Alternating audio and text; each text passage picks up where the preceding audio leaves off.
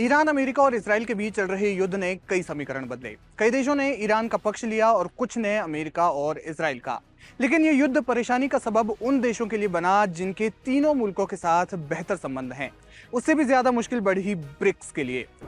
11 देशों वाले इस विस्तृत समूह में ईरान और संयुक्त अरब अमीरात के बीच बढ़ता तनाव और रूस के साथ भारत का नया रक्षा समझौता रेलोस भारत की रणनीतिक स्वायत्तता की कड़ी परीक्षा ले रहा है।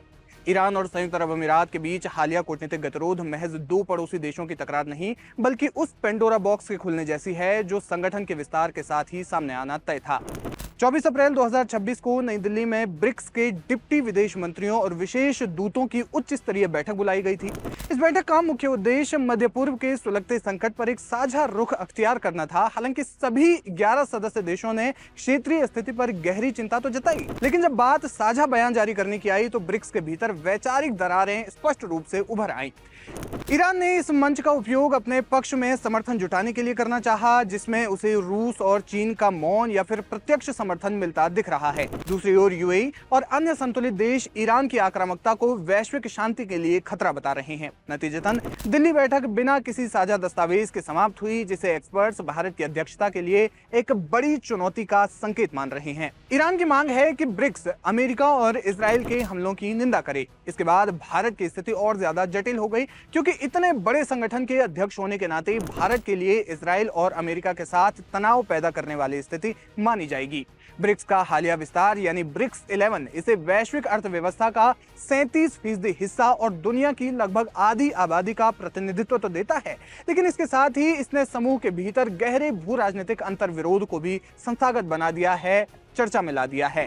एक और ईरान है जो ब्रिक्स को पश्चिमी प्रभुत्व के खिलाफ एक रणनीतिक ढाल के रूप में इस्तेमाल करना चाहता है, तो दूसरी ओर यूएई और सऊदी अरब जैसे देश हैं जो अपनी सुरक्षा और व्यापारिक हितों के लिए पश्चिमी देशों के साथ रिश्तों को पूरी तरह तोड़े बिना इस बहुध्रुवीय मंच का हिस्सा बने रहना चाहते हैं। भारत के लिए चुनौती ये है कि उसे एक साथ ग्लोबल साउथ का मसीहा भी बने रहना है और अपनी व्यापक रणनीतिक साझेदारी को भी बचाना है। ईरान के एकदम पक्ष में खड़ा होना खाड़ी देशों में भारत के आर्थिक हितों को चोट पहुंचा सकता है, जबकि उसकी आलोचना रूस जैसे पुराने सहयोगियों को असहज कर सकती है। रूस के साथ हाल ही में संपन्न हुआ रेलोस यानी reciprocal exchange of logistic support समझौता इस पहेली को और ज्यादा जटिल बनाता है। ये समझौता भारत को यूरेशिया और आर्कटिक क्षेत्र में अभूतपूर्व पहुंच प्रदान करता है, लेकिन पश्चिम एशिया में जारी युद्ध के बीच इसे मॉस्को तेहरान धुरी के साथ भारत की बढ़ती निकटता के रूप में भी देखा जा रहा है।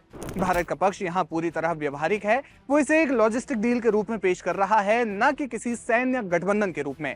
भारत का तर्क है कि जैसे उसके पास अमेरिका के साथ लेमोआ है, वैसे ही रूस के साथ रेलोस है, जो उसकी रणनीतिक स्वायत्तता को बनाए रखने के लिए एक सोची समझी कोशिश है।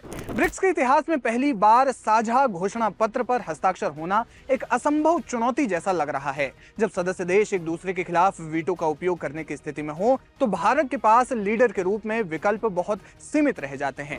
लेकिन सवाल यह है कि इन विकल्पों में भारत के पास क्या कुछ है। चेयर स्टेटमेंट की रणनीति। भारत इस गतिरोध से निकलने के लिए अध्यक्षीय वक्तव्य यानी चेयर्स स्टेटमेंट का सहारा ले सकता है। ये कूटनीतिक औजार है जो सभी की चिंताओं को दर्ज तो करता है, लेकिन इसके लिए सर्वसम्मति और कानूनी अनिवार्यता नहीं होती।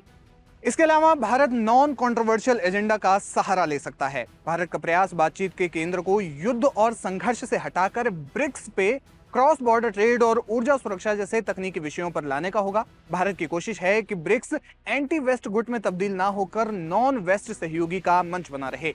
भारत की इस वर्ष की अध्यक्षता का वास्तविक मूल्यांकन इस आधार पर नहीं होगा कि कितने नए समझौतों पर हस्ताक्षर हुए, बल्कि इस आधार पर होगा कि क्या भारत ब्रिक्स को बिखरने से बचा पाया। बीजिंग इस स्थिति पर पैनी नजर रखे हुए है और किसी भी चूक की स्थिति में खुद को संगठन के एकमात्र अभिभावक के रूप में पेश करने की फिराक में है। जाहिर है कि भारत की विदेश नीति के लिए एक सीधी चुनौती साबित होगी। एक्सपर्ट्स मानते हैं कि भारत के लिए यह समय टाइट रोप वॉक यानी रस्सी पर चलने जैसा है। उसे एक ओर रूस के साथ रेलोस की गहराई को संभालना है, तो दूसरी ओर खाड़ी देशों को क्षेत्रीय स्थिरता का भरोसा दिलाना है। अगर नई दिल्ली इस कूटनीतिक चक्रव्यूह से ब्रिक्स को सुरक्षित बाहर निकाल लेती है, तो ये वैश्विक व्यवस्था में भारत के कद को एक विश्वस्त मध्यस्थ और जिम्मेदार महाशक्ति के रूप में स्थापित कर देगा। देखना यह होगा कि ब्रिक्स आगे इसे लेकर क्या कुछ कदम उठाता है और मिडिल ईस्ट में जो तनाव चल रहा है उसे लेकर क्या स्टैंड रखता है।